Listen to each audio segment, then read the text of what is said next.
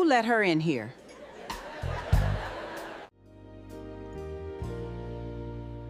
I was invited, Mama. We didn't invite beggars. Get out.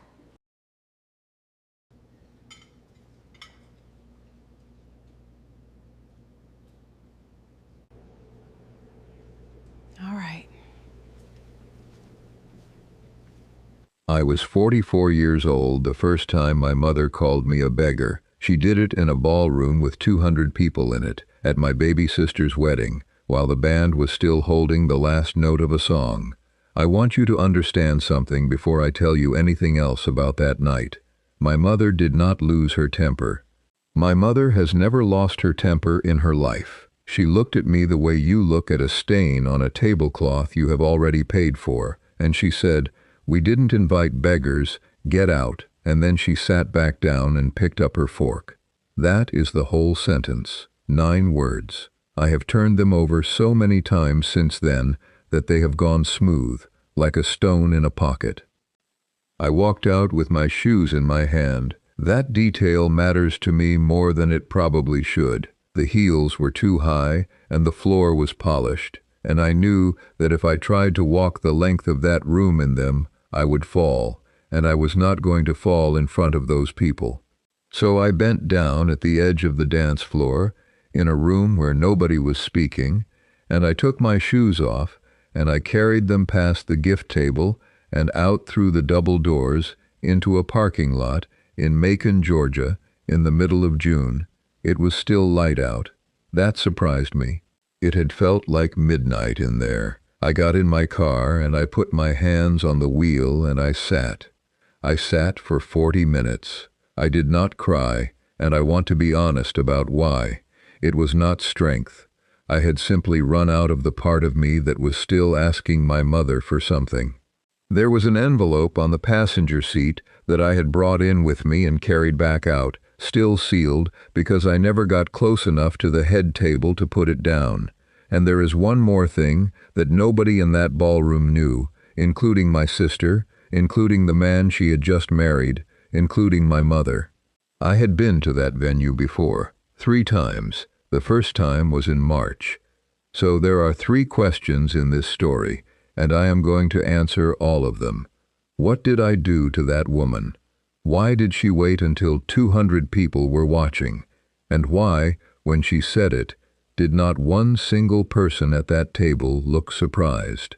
When my hands were steady, I picked up the envelope and I opened it, because I thought it was a card.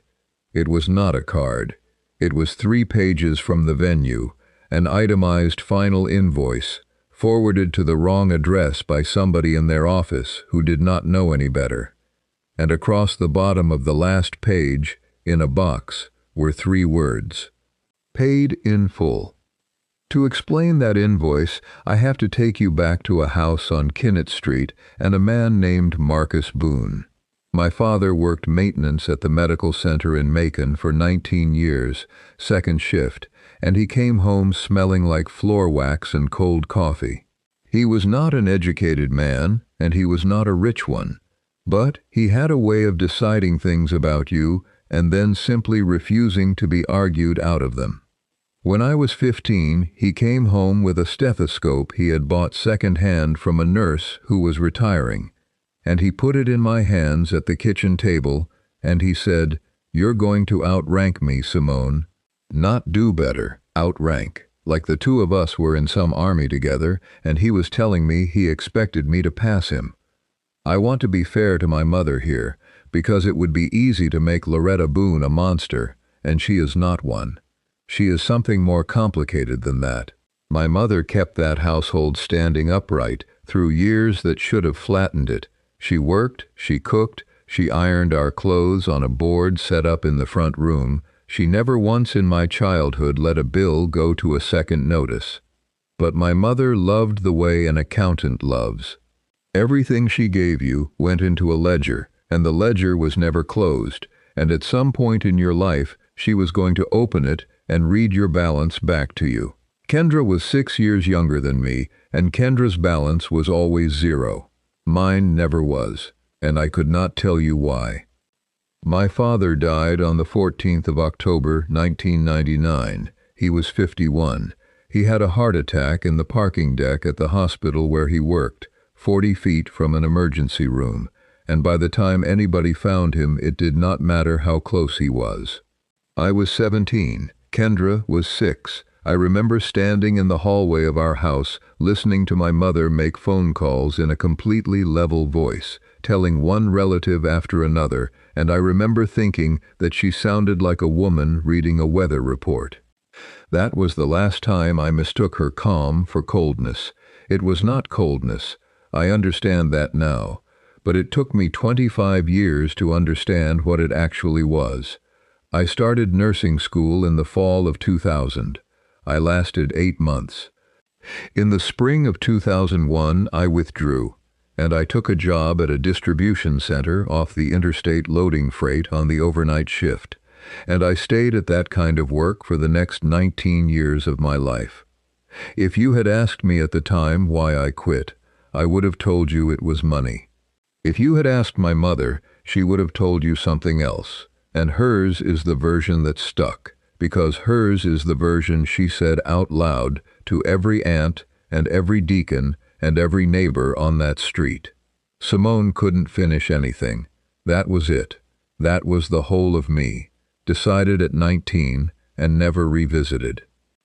And here is the thing I never asked about, and my not asking is the reason this story exists. In the spring of 2000, 6 months after we buried my father, my mother bought that house on Kinnett Street. We had been renting it. Suddenly we owned it.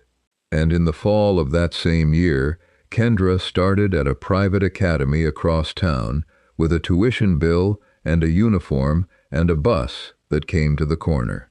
I was 19, working nights, and I looked at all of that, and I decided my mother was simply a woman who knew how to stretch a dollar further than anybody else alive.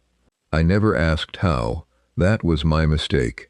It cost me 25 years and about $140,000, and I did not even know I was paying. The money started in 2015.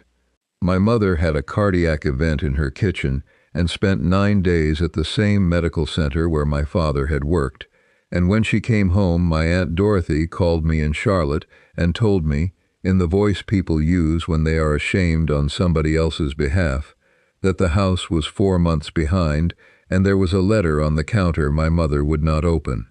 I was 33. I had a 9-year-old son named Isaiah and a job that paid $22 an hour and a savings account with about $6,000 in it. I sent $4,000 of it that week. I asked Dorothy to keep it between the two of us, because I did not want my mother to have to receive anything from me in front of anybody. Dorothy agreed to that. She agreed to it very quickly. I did not think about that for 11 years. And then it just never stopped. That is how these things go in families. Nobody ever sits down and negotiates it. The roof in 2016, which was $3,100. The transmission on my mother's Camry in 2017.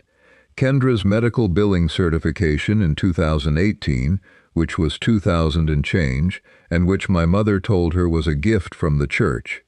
Property taxes in 2019, and again in 2021. The water heater, the porch steps.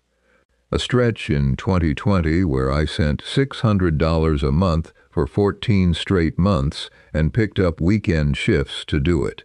Every dollar of it went through Dorothy, and every dollar of it arrived in that house wearing somebody else's name.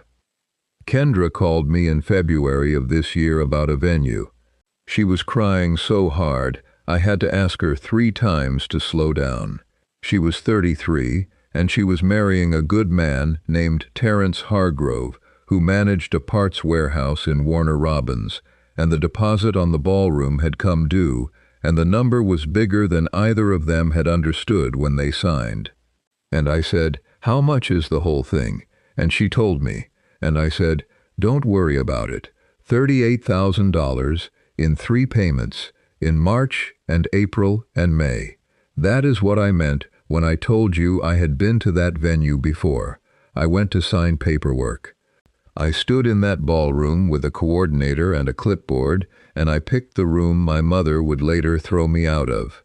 I asked for one condition, and I want you to hear what it was, because it is the part that still sits in my chest. I asked Dorothy to make sure Kendra never found out. Not out of pride. My sister had spent her whole engagement apologizing to people for what she could not afford, and I did not want her walking down that aisle carrying a debt to me. I wanted her to have one day in her life that was simply hers.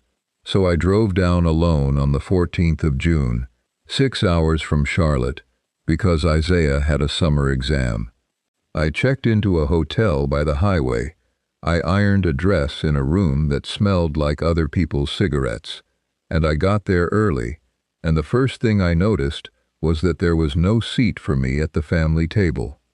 There was no corsage for me either. There were corsages in a white box on a side table with little cards, one for my mother, one for Terrence's mother, one for Dorothy, one for a cousin I had not seen in 9 years. My name was not in the program. I told myself these were oversights, because that is what you tell yourself. I stood at the back through the ceremony. I watched my sister get married from 90 feet away, and it was during the reception, when the dancing had started, and I finally walked forward toward the head table with that envelope in my hand, that my mother turned around in her chair and saw me coming. The band stopped. Somebody's cousin lifted a phone. And Kendra, in her dress, standing 4 feet from our mother, looked straight at me and then looked at the floor and left it there.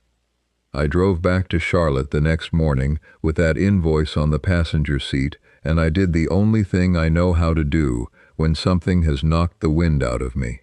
I opened a folder. I have kept every transfer receipt since 2015, not because I ever expected to need them, but because I am a woman who worked nights in a warehouse for 19 years, and people like me keep receipts. It took me most of a Sunday. Bank transfers, cashier's checks, 2 money orders from a period when my account was frozen over a dispute, and 406 text messages between me and my Aunt Dorothy Pruitt, most of which were some version of, "Tell me what she needs, and I will figure it out." The number was $140,600. 11 years. And then, sitting on top of that, the wedding. I want to walk you through what $38,000 actually bought, because when I did this, I had to stop halfway and go stand in my kitchen. It bought the ballroom. It bought the 200 chairs and the linens on the tables and the uplighting on the walls. It bought the flowers, including the arrangement on the head table. It bought the catering for 200 people, including the plate in front of my mother, including the fork she picked back up. My mother stood up out of a chair I rented, in a room I paid for, and told me that nobody had invited beggars. There is one more thing in that folder, and at the time I put it in there as a curiosity. In 2018, a cousin of mine sent me a message asking whether Mama's settlement had ever come through, and I wrote back and asked her what settlement, and she said the money from Uncle Ray. My mother had a brother named Ray Pruitt who died in 2014, and apparently there was a policy, and apparently that policy was the reason the house on Kinnett Street kept getting patched up year after year, and apparently everybody in that family had known this for years except me.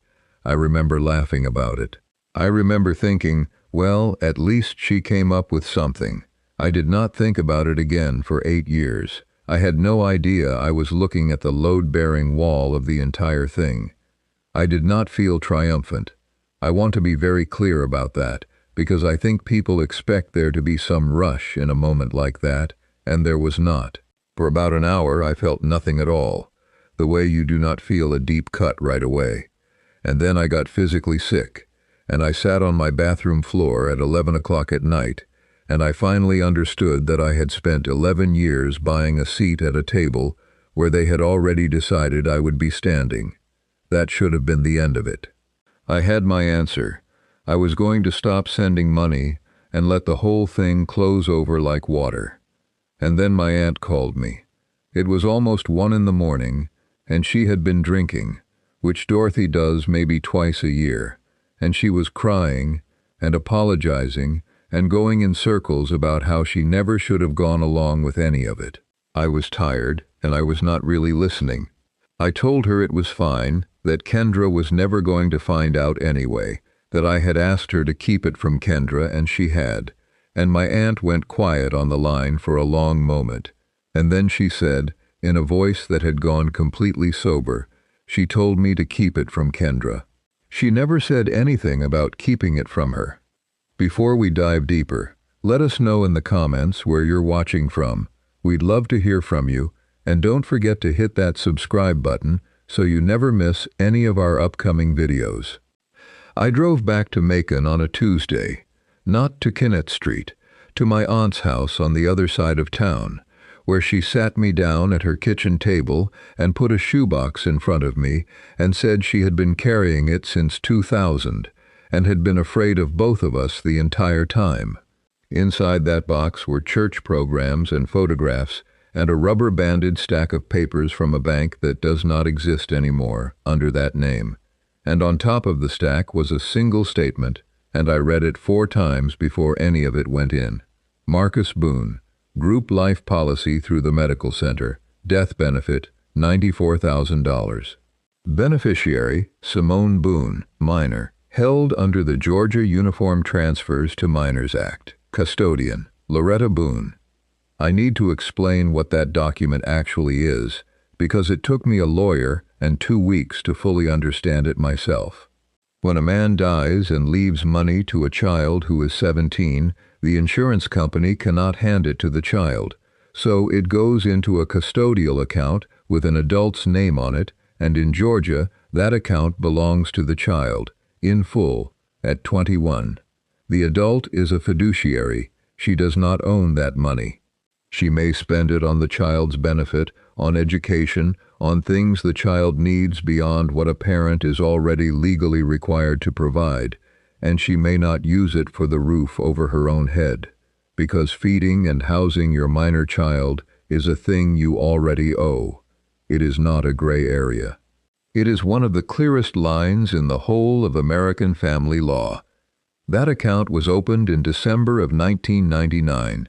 It was empty by August of 2000, and I already knew where it went because I had been looking at it every day of my adolescence without seeing it. It went into the down payment on the house on Kinnett Street. It went into a private academy across town and a uniform and a bus that came to the corner for a little girl who was 6 years old and had done absolutely nothing wrong. My father's death paid for all of it, and it was legally mine, and I was 19 and loading freight overnight to help cover the light bill in a house I had unknowingly purchased.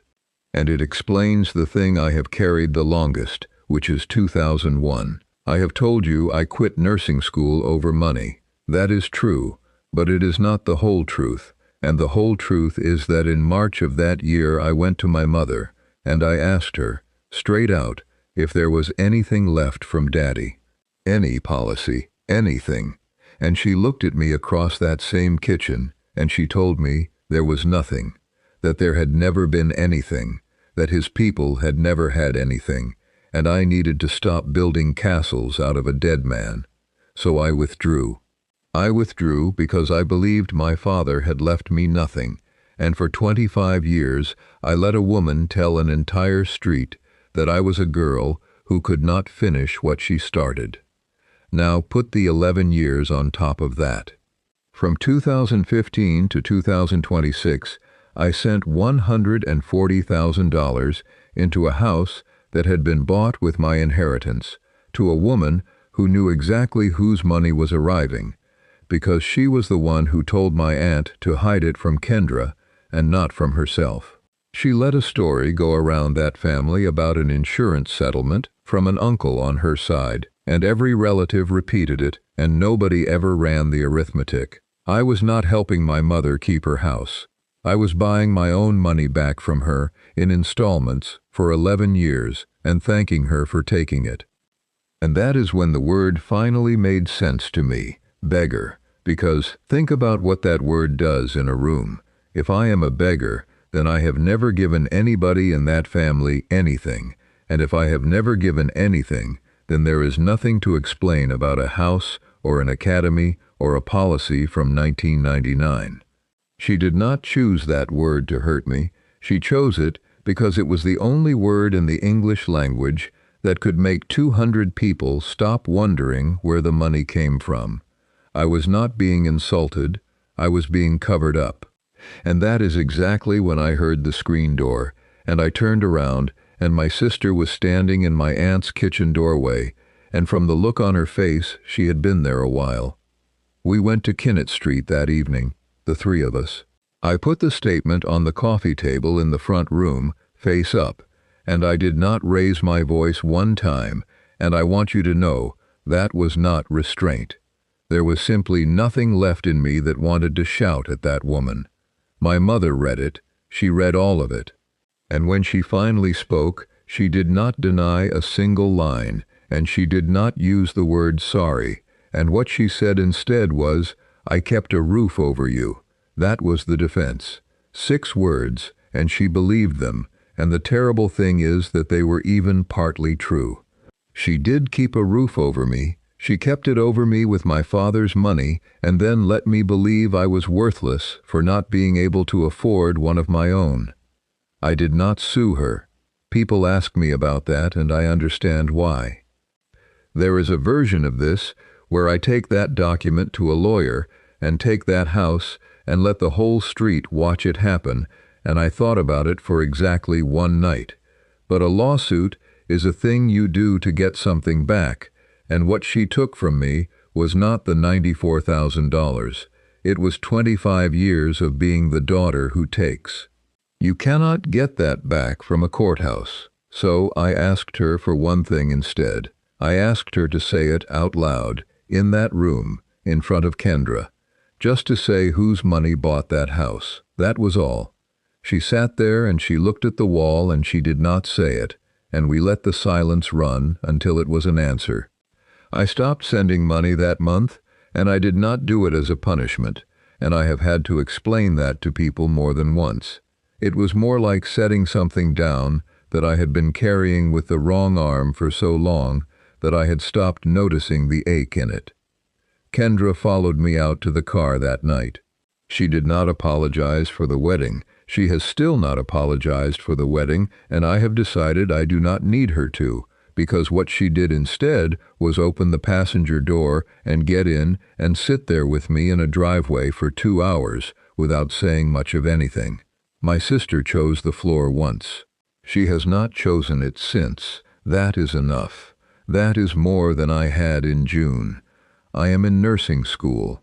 I am 44 years old, and I am in my 2nd semester at a community college in Charlotte, and I want to be honest and tell you I am not a nurse yet, and I might not be an easy one. My son Isaiah is the one who filled out the application because I kept saying I would do it and not doing it, and he finally sat down at my kitchen table and did it for me and put the pen in my hand for the signature. There is a second-hand stethoscope in a drawer in that kitchen that a maintenance man bought from a retiring nurse in 1997 and put in his daughter's hands and told her she was going to outrank him. It took me 29 years. He was right, though. He was just early.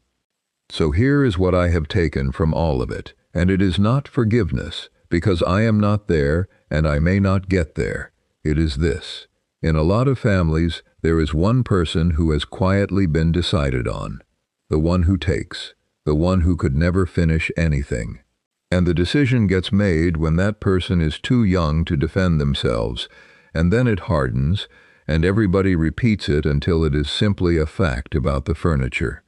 And the cruelest part is that the person who made the decision usually made it because they needed it to be true. My mother needed a daughter who took because she had taken. Now I want to hear from you, because I know I am not the only one. Was there somebody in your family who got written down as the one who takes, when the whole time they were the one who gave. Tell me about them.